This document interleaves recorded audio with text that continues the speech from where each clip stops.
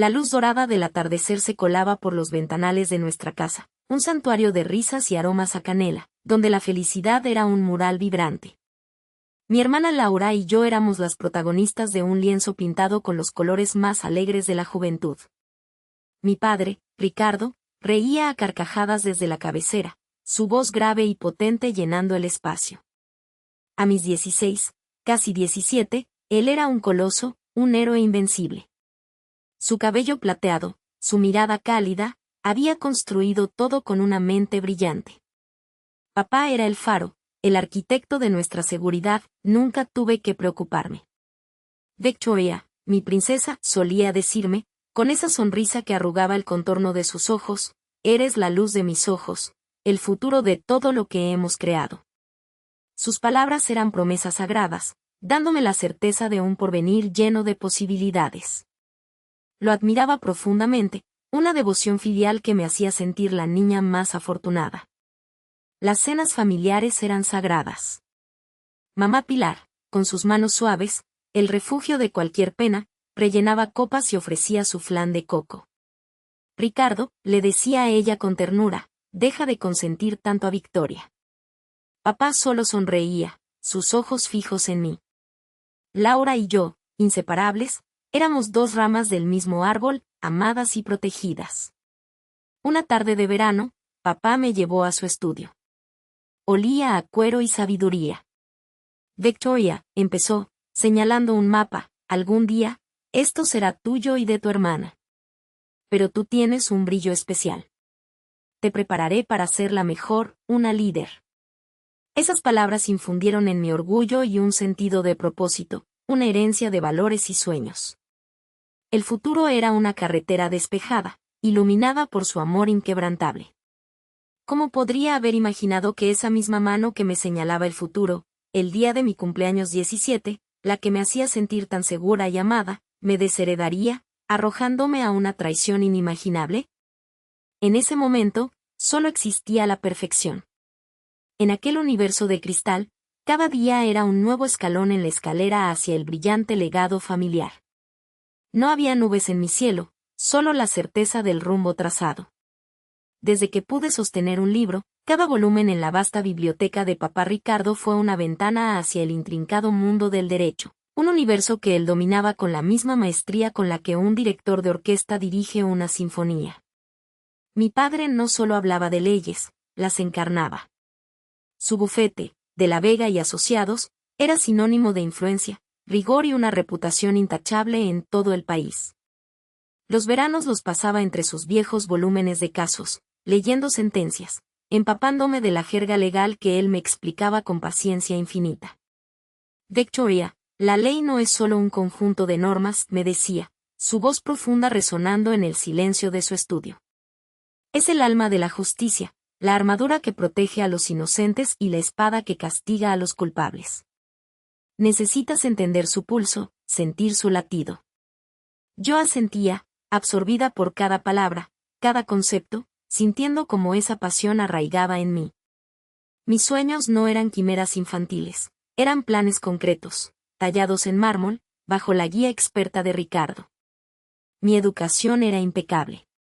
Los mejores colegios, tutores privados y viajes de estudio a centros legales de renombre en el extranjero, todo financiado con la riqueza que papá había amasado con su genio. Él me inculcaba una disciplina férrea, una excelencia innegociable. Nadie en esta familia es mediocre, Victoria. Tú serás la mejor. La sucesora. Sucesora. Esa palabra era música para mis oídos, el eco de mi destino. No había duda alguna de que mi camino estaba pavimentado hacia la cima, directo al sillón de dirección de la Vega y Asociados. No solo lo deseaba, lo sentía como una extensión natural de mi ser. Mamá Pilar, siempre sonriendo, nos observaba a papá y a mí desde el umbral del estudio. Es tu viva imagen, Ricardo, susurraba con orgullo, sus manos entrelazadas sobre su delantal, como si yo fuese el fruto más preciado de su unión. Laura, mi hermana, quizás no compartía mi misma voracidad por los códigos legales, pero siempre estuvo ahí, una compañera leal en nuestro mundo de ensueño, Un apoyo incondicional que nunca cuestionó mi lugar privilegiado como la princesa de papá, la futura líder. Crecimos en un ambiente donde las decisiones estaban cimentadas en la solidez de una fortuna, y el afecto, al menos, el que yo percibía, era tan abundante como los lujos que nos rodeaban. Victoria, ¿qué opinas de este escrito? Papá me pasaba folios, esperando mi análisis, mis preguntas, mi mirada crítica. A mis 16 años, ya podía debatir con él los fundamentos de un caso, anticipar objeciones, proponer estrategias. Él me miraba con una mezcla de admiración y un cariño tan profundo que sentía que no cabía en mi pecho. Inteligente, astuta, con el juicio de una veterana. Eres la razón por la que he construido todo esto. Para ti. Su mano acariciaba mi pelo, sus ojos prometían un futuro sin límites, un legado que descansaría segura en mis manos. La vida era un lienzo perfecto, con pinceladas de amor paternal, ambición cumplida y la inquebrantable promesa de un futuro brillante. Era la hija adorada, la heredera indiscutible, la niña que vivía en el ojo de la perfección. No podía imaginar cómo, en cuestión de meses, esa perfección se desmoronaría en un acto de traición que resonaría en mi alma por el resto de mis días. La vida, en mi burbuja perfecta, continuaba con el mismo ritmo de abundancia y promesas. Cada día era un nuevo capítulo en la novela de mi futuro diseñado por Ricardo, mi padre. Pero incluso el cristal más puro tiene impurezas que, bajo la luz adecuada, revelan su existencia. Mi luz, en aquel entonces, se refractaba a través de filtros de ingenuidad y confianza ciega. No fue de golpe, ni con estridencia. Fue un murmullo, un cambio imperceptible al principio, como la temperatura de una habitación que baja 1 grado cada noche hasta que el frío se hace evidente. Eran gestos, miradas, silencios.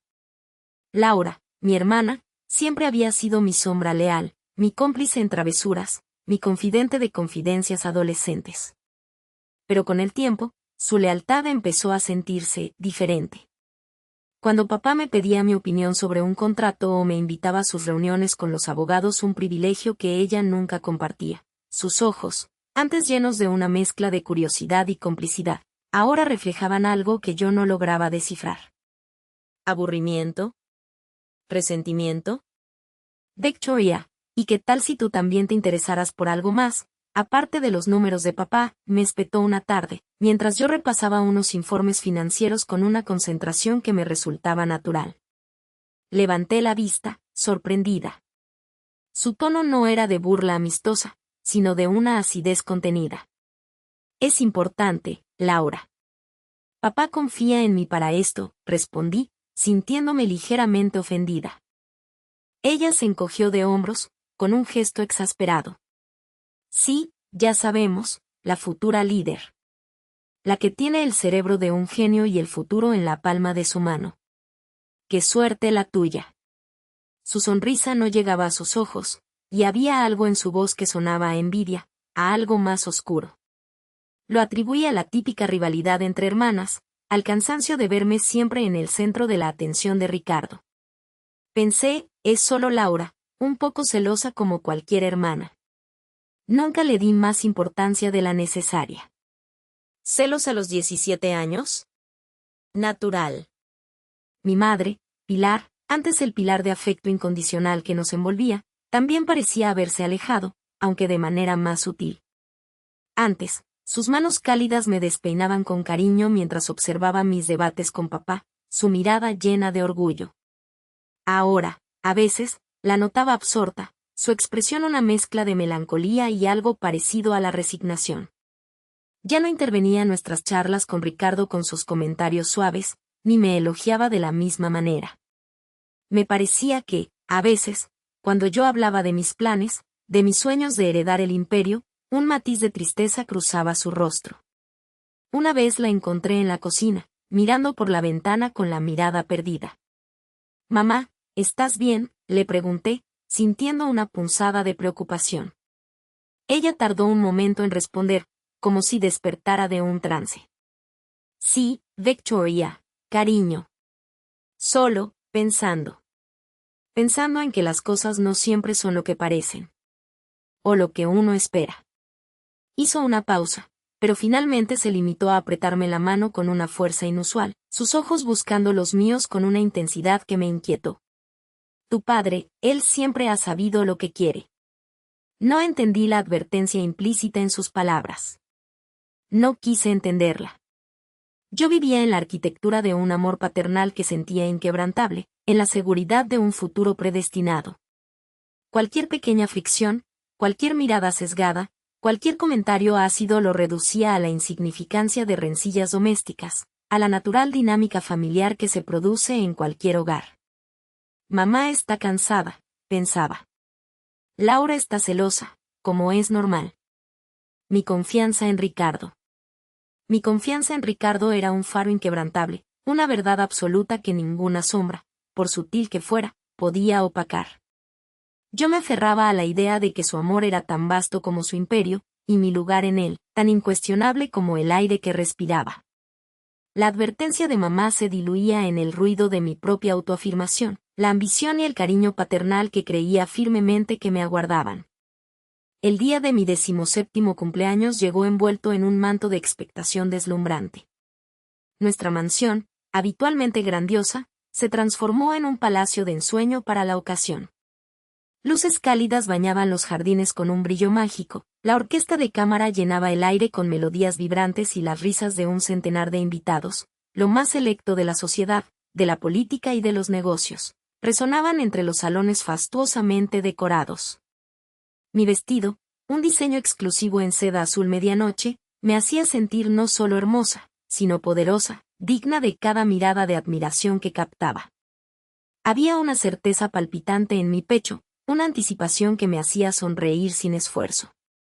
Había anhelado este día, este umbral, como ningún otro.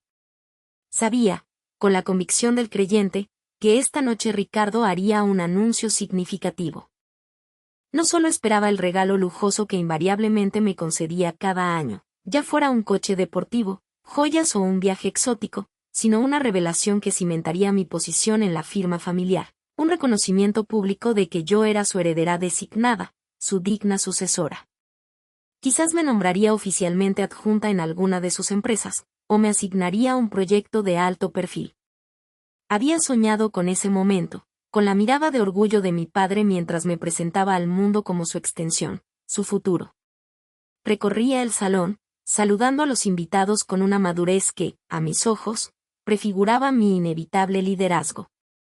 Mi madre, Pilar, se movía entre la multitud con su habitual gracia, pero un velo de melancolía parecía cubrirlos, una sombra que mis ojos, enceguecidos por la euforia, apenas registraban. Laura, por su parte, me observaba desde la distancia con su habitual expresión de resentimiento disimulado, una copa de burbujeante champaña en la mano, sus ojos oscuros como pozas de amargura. Era la misma mezcla de celos de siempre, nada nuevo. La cena transcurrió entre brindis y halagos, pero mi atención estaba fijada en Ricardo. Él, radiante, dominaba la sala con su presencia carismática. Finalmente, cuando el postre, una espectacular tarta de 3 pisos, fue servido, mi padre se puso de pie. Un silencio expectante cayó sobre el salón, como si la propia atmósfera contuviera el aliento. Ricardo golpeó suavemente su copa con una cucharilla, y las últimas charlas se apagaron. Se aclaró la garganta, y mis ojos se encontraron con los suyos. En ellos vi, o creí ver, el amor paternal que siempre me había prometido. La aprobación, el orgullo. Queridos amigos, familia, comenzó Ricardo, su voz profunda y resonante llenando el espacio. Esta noche celebramos a mi hija, Becchoea. Mi primogénita. 17 años. Una edad crucial en la vida de una señorita. Una edad en la que se definen los caminos, en la que se forja el carácter y se establecen las bases para el futuro. Mi corazón latía con la fuerza de un tambor de guerra. Era el momento. Podía sentirlo. Mi mirada se desvió un instante hacia Pilar, que observaba a Ricardo con una expresión ilegible, sus labios apenas estirados en una sonrisa forzada. Luego volví a concentrarme en mi padre, en sus palabras, en el peso de cada sílaba. Sentí mis mejillas sonrojarse ante la inminente declaración. Mis manos, un poco sudorosas, se apretaron bajo la mesa, esperando el discurso de mi coronación. Estaba lista. Lista para mi destino. Siempre he creído en la importancia de la meritocracia, de la capacidad, continuó Ricardo, deteniéndose para recorrer la sala con la mirada antes de posarla en mí. Sentí un escalofrío de anticipación. Y como padre, mi deber es asegurar el mejor futuro para mis hijas, un futuro donde puedan desarrollarse plenamente y con independencia.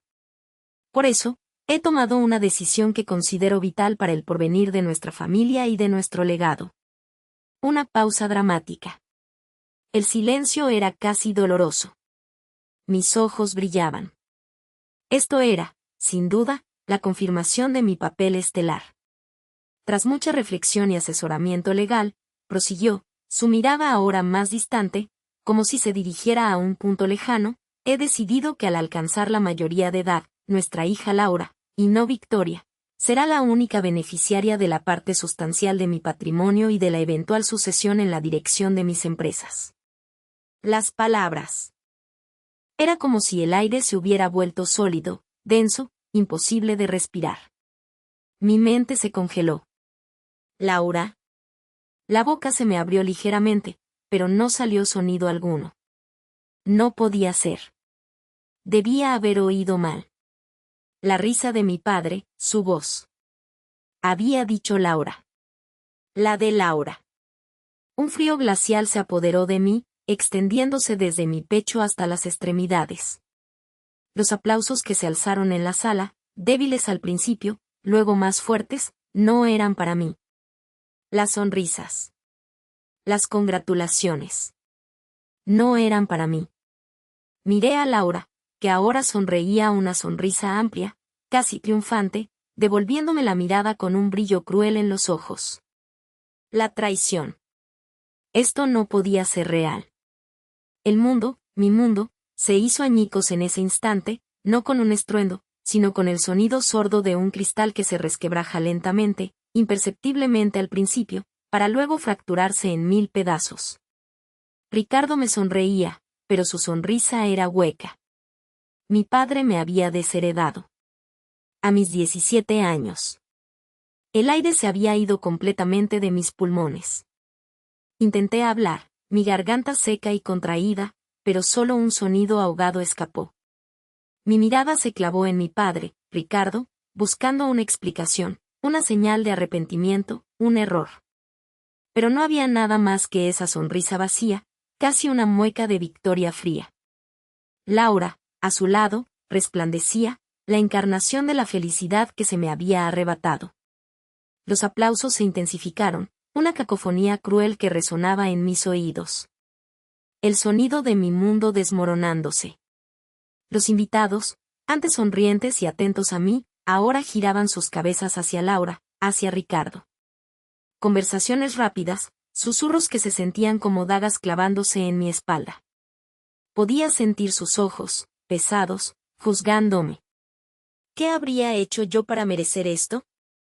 ¿Qué deshonra secreta, qué fracaso inconfesable había cometido para que mi propio padre me aniquilara de esa manera, a las puertas de mi adultez?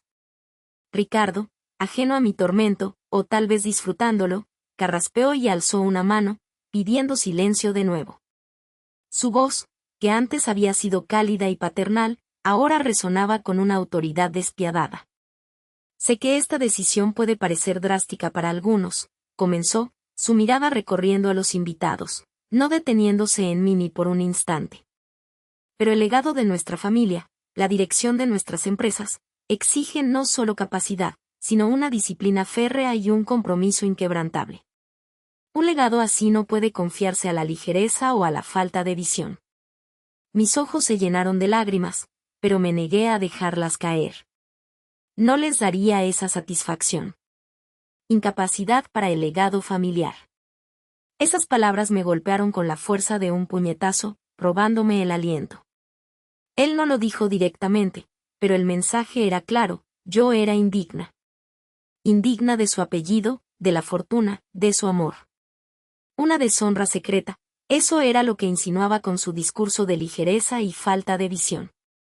Los murmullos a mi alrededor crecieron, alimentados por la ambigüedad de sus palabras. ¿Qué habrá hecho Baekchoea? Podía casi escucharles pensar. Me sentía expuesta, desnuda, con cada vago comentario erosionando mi dignidad. Mi madre, Pilar, estaba de pie junto a Ricardo, su rostro una máscara de neutralidad. No había rastro de sorpresa ni de indignación, solo una aceptación pasiva que apuñalaba más que las palabras de mi padre. ¿También ella lo sabía? ¿Fue cómplice? La traición se extendía como una mancha de tinta negra, abarcando a todos mis seres queridos. La cena de mi 17 cumpleaños se había transformado en mi propio funeral público, donde la difunta era yo y los dolientes observaban con una mezcla de curiosidad, lástima y una pizca de regocijo escondido. Quería gritar, quería huir, pero mis pies estaban clavados al suelo, mi cuerpo paralizado por el impacto de la humillación. Solo pude apretar los puños, las uñas clavándose en las palmas de mis manos, mi mente un torbellino de dolor y un incipiente y peligroso resentimiento. Mi padre me había desheredado por una serie de razones vagas y humillantes, por mi supuesta indisciplina, por mi incapacidad para el legado familiar, por una deshonra que existía solo en su imaginación o en su cruel narrativa. Y en ese instante, en medio de la luz brillante de aquella sala de fiestas, juré que, algún día, él se arrepentiría. La promesa resonó en el eco de mi propia mente, un eco mudo que solo yo podía escuchar. Mi juramento no era para ellos, sino para mí, una cicatriz recién forjada en mi alma. Pero antes de que el eco se desvaneciera, mi padre, Ricardo, cumplió su sentencia con el gesto más cruel y definitivo. Se dio la vuelta. Literalmente. Su ancha espalda, antes un símbolo de mi seguridad, ahora se alzaba como una muralla infranqueable, una pared de indiferencia que me separaba del mundo que alguna vez conocí. No hubo palabras de despedida, ni un último vistazo, solo la afirmación silenciosa de que yo ya no existía para él. Los murmullos, que antes eran suaves, ahora crecieron en volumen, convirtiéndose en un hervidero de curiosidad. Los rostros de los invitados, que hasta entonces se habían esforzado por mantener una fachada de discreción, se relajaron en expresiones de lástima, desprecio y, en algunos casos, una satisfacción apenas disimulada. Sentí sus miradas clavarse en mí como alfileres, cada una drenando una pizca más de mi menguada dignidad. Quería ser invisible, fusionarme con las lujosas cortinas o desaparecer bajo la mesa, pero estaba allí, en el centro de todas las miradas, mi humillación expuesta para que todos la disfrutaran. Y luego estaban ellas. Mi madre, Pilar, seguía inmóvil a un lado de Ricardo, su rostro todavía una esfinge, una traición más profunda que cualquier grito. Pero Laura, mi hermana Laura, esa a quien siempre había sentido competir conmigo, no pudo contenerse. Vi como una sonrisa nacía en sus labios, fina y afilada como un cuchillo, un brillo triunfal en sus ojos que no se molestó en ocultar. No era solo alivio, era regocijo puro. Ella había ganado. El legado, la posición, la atención de papá, todo era ahora suyo. Su desprecio era palpable, casi físico, y me golpeó con más fuerza que cualquier una bofetada. Esa sonrisa helada se grabó en mi memoria, prometiendo ser un faro en los años venideros. Baekchoea, la voz de mi padre rompió el silencio, sin siquiera girarse. Su tono era frío, distante, como si se dirigiera a una empleada de servicio. Necesitarás tus cosas. Un coche te esperará en la entrada. No creo que sea apropiado que sigas aquí. Fue el golpe final. No tu casa, sino aquí. Fui expulsada. No de una habitación, no de un evento, sino de mi propia vida, de mi propio hogar, de mi propia familia. A 17 años, mi padre me estaba echando a la calle, sin explicación, sin piedad, en mi propio cumpleaños. Mis piernas, que hasta ese momento habían estado ancladas, parecieron recuperar la capacidad de moverse, aunque lo hicieron de forma robótica. Me dirigí a mi habitación, consciente de cada mirada que me seguía, de cada susurro que crecía a mi paso. Recogí lo esencial. Algunas prendas, un cepillo, el dinero que había logrado ahorrar de mis mesadas, que era casi nada. No hubo sentimentalismo, no había tiempo para ello. Cada objeto que tocaba en mi habitación, que había sido mi santuario, ahora parecía contaminado, manchado por el deshonor. Sentía el frío de la soledad, el peso de la incertidumbre. ¿A dónde iría? No tenía a nadie. Mis amigos, los pocos que tenía, eran en su mayoría hijos de los socios de mi padre, y sabía que la solidaridad no era una virtud en su círculo. Una vez fuera de esa puerta, estaría sola. Completamente sola. Al salir, no miré a nadie. No quería ver sus caras, no quería que volvieran a verme. Bajé la gran escalera, mi corazón un tambor que resonaba en mis oídos. El chófer me esperaba en la puerta, con el semblante tan neutral como el de Pilar. Subí al coche sin una palabra, sin mirar atrás. La imponente mansión de mármol y cristal, mi hogar hasta hacía unos minutos, se alejaba en el espejo retrovisor, cada vez más pequeña, hasta convertirse en un punto insignificante que desaparecía en la noche. No había a dónde ir. Solo el abismo. Y en ese abismo, en lo más profundo del dolor y la humillación, una llama empezó a arder, más fría y más fuerte que nunca. La llama de una promesa. El ruido del motor rompió el silencio opresivo dentro del coche.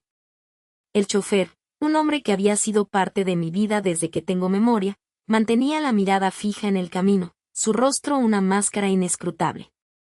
No dijo una palabra, ni una de adiós, ni una de censura. Era como si yo ya no existiera para él. Mi corazón seguía a un ritmo acelerado, un tamborileo sordo que me recordaba la cruda realidad de mi situación. El coche se detuvo bruscamente frente a una estación de autobuses que no conocía, en una parte de la ciudad que nunca había pisado. No era elegante, ni siquiera moderna, más bien era un amasijo de cemento gris y luces parpadeantes, rodeado de calles desiertas y edificios sombríos. El chofer se bajó del coche, abrió mi puerta trasera y me tendió una pequeña maleta de mano que había llenado con lo indispensable. Mis cejas se fruncieron. No era la maleta que yo misma había preparado, era una mucho más pequeña, y mis pocas pertenencias parecían haberse reducido aún más. Dentro, descubrí que mis cepillos de lujo habían sido reemplazados por uno de plástico barato, y la ropa que había elegido, cuidadosamente doblada, había sido intercambiada por prendas genéricas y sin marca. Incluso el dinero que había sacado de mis mesadas, que en la mansión pensé que era casi nada, ahora me parecía una fortuna que sospechaba que me habían cambiado por billetes de menor denominación. Abrió el maletero y sacó un pequeño sobremanila, que puso en mis manos sin mirar mis ojos. Esto es lo que el señor Ricardo autorizó. Y su pasaje, murmuró, su voz casi inaudible. Era un pasaje de autobús a la ciudad más cercana, un lugar anodino donde no conocía a nadie. El sobre contenía unos cuantos billetes arrugados, apenas lo suficiente para un par de noches en un hostal de mala muerte y comida callejera. Mi tarjeta de crédito, mis tarjetas bancarias, mis documentos de identidad, todo lo demás. Sencillamente no estaban. Me lo habían quitado todo. Incluso mis pertenencias más personales, los objetos que definían mi pequeña identidad dentro de esa jaula dorada, habían sido retenidas o, peor aún, destruidas. En la maleta solo había lo mínimo, lo esencial para no morir de frío, lo suficiente para sobrevivir los primeros días como un animal callejero. Sentí una punzada de rabia fría. No solo me habían desheredado, sino que me habían despojado de mi propia existencia. Me habían borrado. Miré a mi alrededor. El frío de la noche calaba más hondo que en el coche. Me encontraba de pie en el andén de la estación, bajo una luz mortecina que apenas iluminaba los grafitis en las paredes. El único sonido era el zumbido de alguna luminaria defectuosa y el lejano aullido de un perro. Estaba sola. Completamente sola. El chafo subió de nuevo al coche sin una palabra más. Las luces traseras del vehículo se encendieron, y el coche se alejó con una rapidez que me pareció una huida. En segundos, se había disuelto en la oscuridad de la calle, dejándome varada en un purgatorio de cemento. Me quedé inmóvil, mi pequeña maleta de mano en una y el sobre vacío en la otra. El aire nocturno me mordía la piel. No había lágrimas, no había gritos. Solo un vacío helado que se apoderaba de mí, absorbiendo cada pizca de la niña mimada que había sido. El deshonor y el dolor eran tan intensos que apenas podía respirar. ¿Cómo iba a sobrevivir? ¿Qué haría? No conocía a nadie, no tenía a dónde ir.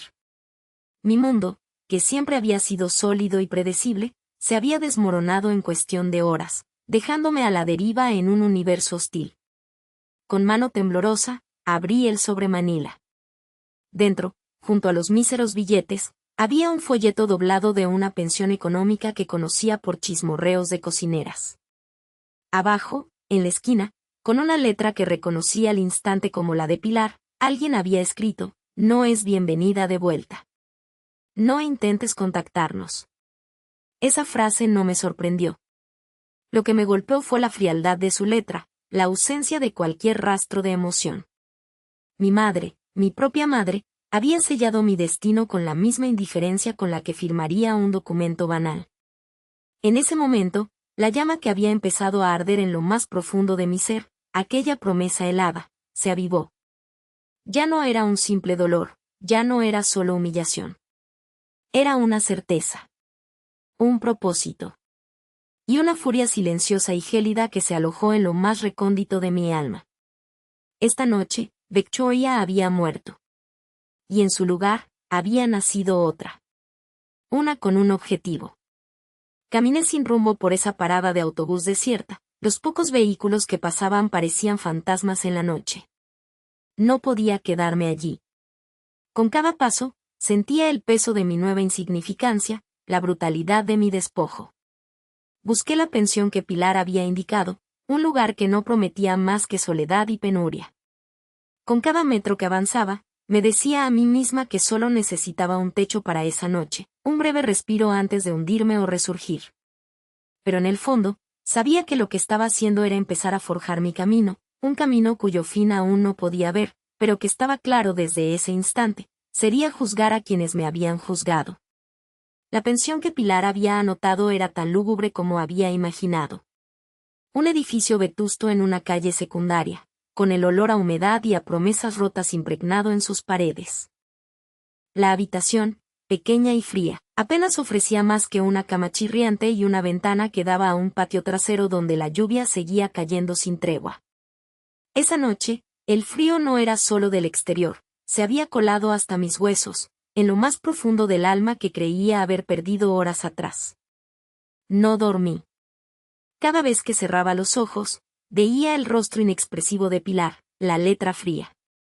Una y otra vez, me repetía a mí misma que aquello no podía ser real, que Ricardo no podía haberme despojado de todo sin una explicación, sin un juicio justo.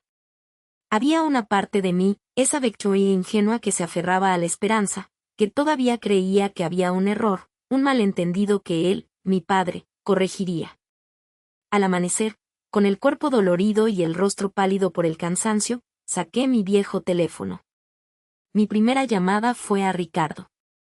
Marqué su número, el que había memorizado desde niña, con el corazón golpeándome en las costillas. Sonó 1, 2, 3 veces, y luego, la operadora: "El número al que llamó no está disponible". No era un buzón de voz, era un corte abrupto. Un rechazo directo. Intenté una vez más. Lo mismo. Entonces, mi número debía estar bloqueado. Mi padre había tirado el interruptor. Pero la familia no era solo Ricardo y Pilar. Tenía tíos, tías, primos. Personas que, en el pasado, habían mostrado un cariño genuino, me habían invitado a sus casas, celebrado mis cumpleaños. Mi tía Isabel, la hermana menor de mi madre, siempre había sido amable, con una sonrisa y un abrazo para mí. Marqué su número, la mano temblándome. «Diga», respondió su voz, inicialmente cordial. «Tía Isabel, soy Victoria», dije, intentando mantener la voz firme. Hubo un silencio tenso al otro lado. Pude escuchar su respiración, pausada. «Oh, Victoria», dijo finalmente, con un tono que no reconocía.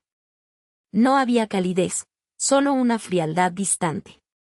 «No sé por qué llamas». Creí que te había quedado claro. ¿Pero qué pasó, tía? ¿Por qué? No entiendo nada. Necesito hablar con papá, necesito que me expliquen. La desesperación se filtraba en mi voz. Tu padre nos lo ha explicado todo, Victoria, interrumpió, su voz dura como piedra. ¿Sabes lo que hiciste? No hay nada más que añadir. Ya no eres bienvenida aquí, ni en nuestras vidas. Ricardo y Pilar han sido muy claros. ¿Qué hice? No hice nada, grité, con lágrimas empañando mis ojos. Por favor, no insistas. Ya no somos tu familia. Te deseo suerte. Y colgó. Cada intento fue una puñalada. Mi tío Eduardo, un hombre al que adoraba, se negó a atenderme en la puerta de su propia casa, mirándome con ojos que reflejaban desprecio. Ya no eres nuestra preocupación, Victoria. Tu padre es un hombre honorable. Lo que hizo, lo hizo por razones válidas. Deshonraste a la familia. Me cerró la puerta en la cara, sin una pizca de piedad, sin darme la oportunidad de defenderme. Los pocos mensajes de texto y las llamadas al resto de mis primos y otros parientes recibieron el mismo silencio sepulcral, o peores, respuestas hostiles cortas y secas. No nos busques. Esto no te incumbe. Tu padre tiene razón. La mayoría simplemente me bloqueó. Era como si una plaga se hubiera extendido desde Ricardo, contagiando a todos los que alguna vez me habían conocido, volviendo sus corazones contra mí. No hubo una pizca de empatía, ni una pregunta, ni la más mínima duda de su parte. Habían absorbido la narrativa de Ricardo sin cuestionar, viéndome como la paria, la deshonra. Me habían despojado de mi herencia, sí, pero también de mi nombre, de mi honor, lo más doloroso, de mi lugar en el mundo, en el único sitio que había conocido como hogar, como familia. En ese momento, sentada en la cama fría de la pensión, el dolor de la humillación se mezcló con una rabia inconmensurable. La ingenuidad que había resurgido por un instante se desvaneció por completo. Ya no quedaba la Victoria que buscaba explicaciones o piedad. Solo la Victoria que había prometido juzgarlos. La frialdad invernal que había sentido la noche anterior mutó en un plan concreto, aunque aún incipiente. Si ellos no tenían piedad, yo tampoco la tendría. Si me habían desterrado, construiría un reino donde yo dictaría las leyes. Y la primera sería, asterisco nunca perdonar, nunca olvidar asterisco.